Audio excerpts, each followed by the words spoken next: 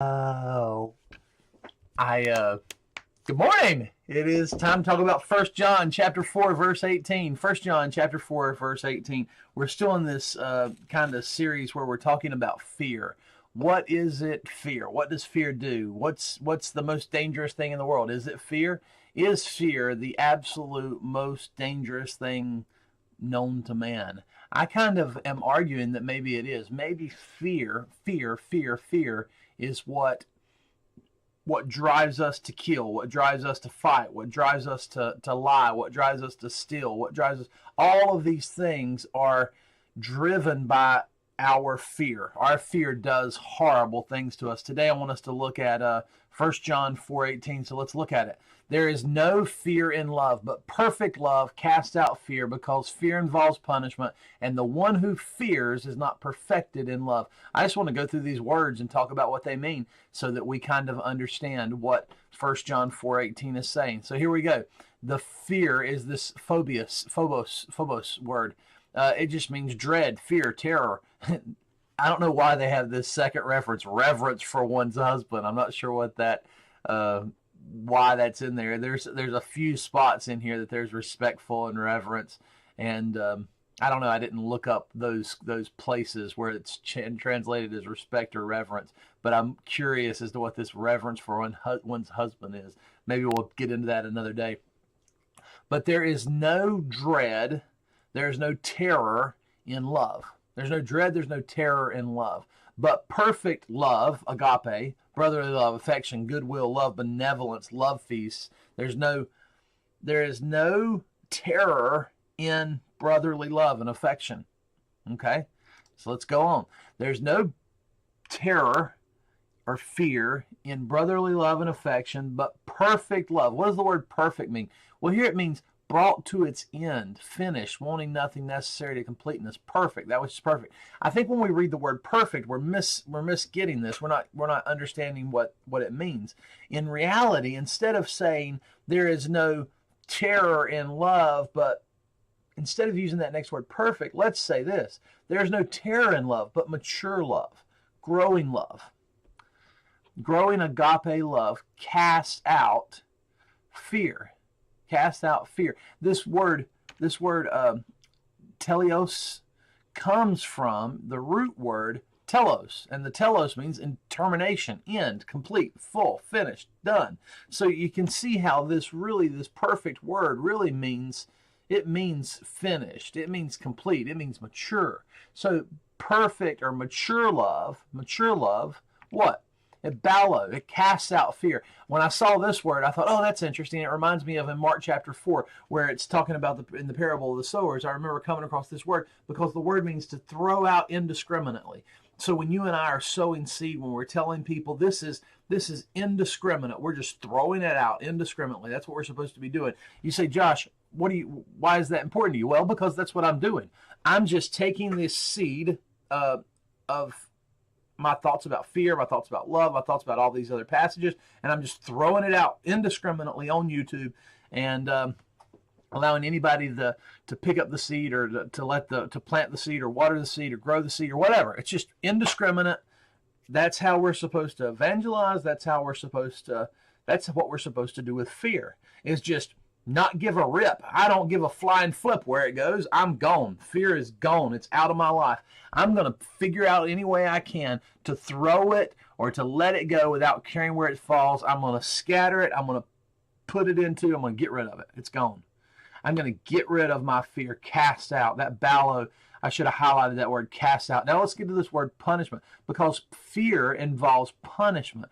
Sometimes what we're afraid of is we're afraid of the punishment. I remember as a kid, when I would know that I was in trouble, I knew the teacher had called my mom or something, I would be so fearful of the punishment or her disappointment in me that I would just get these massive, horrible migraine headaches. So there's fear involves punishment.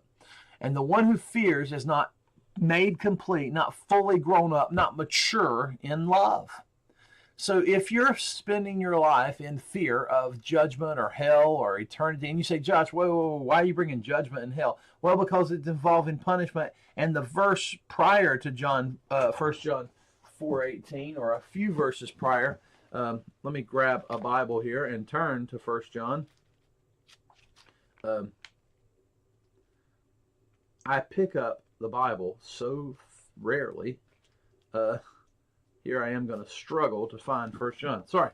1 John, a little bit prior to this verse, whoever confesses that Jesus is the Son of God, God abides in him and he in God. We have come to know that we have believed in love, the love which God has for us. God is love, and the one who abides in love abides in God, and God abides in him. By this, love is perfected with us, so that we may have confidence in the day of crisis, judgment. So this is talking about we're not afraid if we're maturing in love, if we're growing in love, if our love is getting mature, we're not even thinking about judgment. It's not on our mind. We're not feared. We're not in fear because of that. And the one who fears is not perfected in love. Let me try to tell you what I get out of this. Here's where I'm at. Here's what I'm thinking. I'm thinking that on planet Earth, in this life, in our flesh bodies, we get to be matured or grown up in one of two things.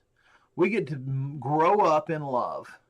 And the way love works is it starts with love of our family and love of our friends, and then it starts with love of others, and then it starts with love of the people around us, and then it starts with love of our neighbor and people down the street, and then it starts. Eventually, love matures when it's complete, when it's fully grown up.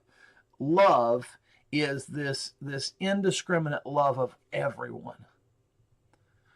So you get to choose. You can either be grown up and matured and perfected in love, or you can get grown up, matured, and perfected in something else. And so what is that something else? Well, I think that is the crisis, the judgment, the refining fire. You say, are you talking about hell? Well, sort of, yes. Are you talking about something that goes on for eternity after we die and it's a lake of fire and we're judged? No, not that. I'm talking about something that happens either in our life or after our death or both, that purges from us all of our hate and our evil and our iniquity and our all of those things that cause us to be absent of love. So we can either grow up in love or we can grow up in judgment, and both or grow up in whatever, in punitive, not punitive, in curative refining fire.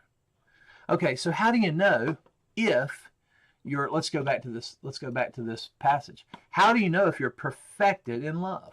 Well, it says, but there is no fear in love, but perfect love. So we got these words, we got this perfect fear, this perfect and perfected. It certainly comes from the same place.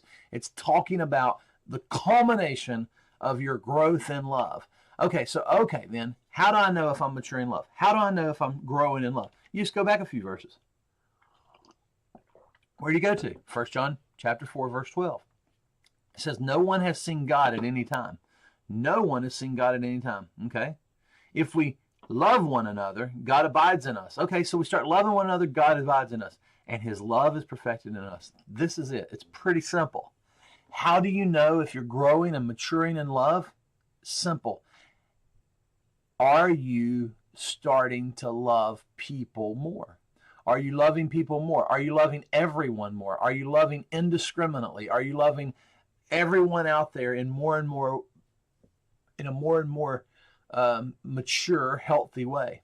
Are you growing to the point that you care about what happens to your enemies? Are you growing to the point that you love people that do you wrong? Are you growing to the point that you are concerned about the life and about the health of people who have done you and your family wrong? That's how you know if you're being perfected in love. Are you growing to the point to where, like Jesus, you can be judged or stoned or crucified or blamed or pointed at, and you can say, Father, forgive them, for they don't know what they're doing? That's how you know if you're growing in love.